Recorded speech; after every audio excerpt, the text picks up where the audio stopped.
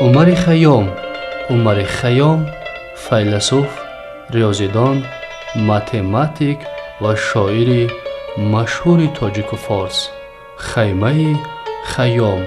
بخش خیمه خیام با مقصد شناسایی بیشتر به جهان اندیشه ها و پند گرفتن از اندرزهای حکیمانه این پیر خرد تهیه می گردد.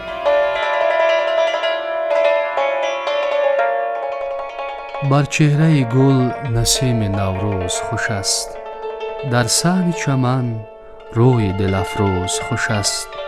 از دی که گذشت هرچی گوی خوش نیست، خوش باش و زیدی مگو که امروز خوش است.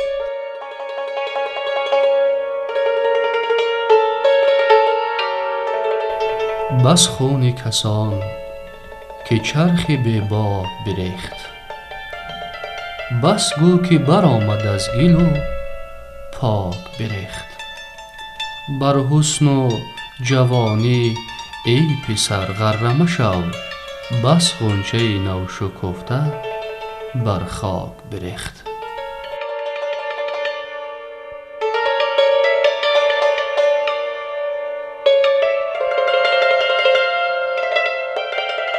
بسیار بگشتیم به گرد در و دشت،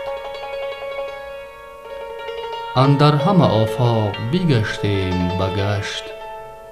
از کس نشنیدیم که آمد زین راه، راهی که برفت راه را باز نگشت.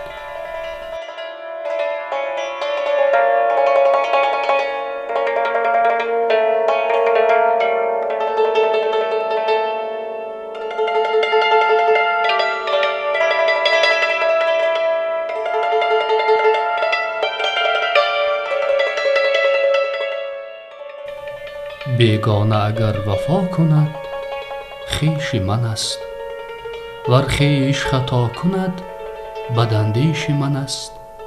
گر زر موافقت کند خوش باشد، ور نوش مخالفت کند نیش من است.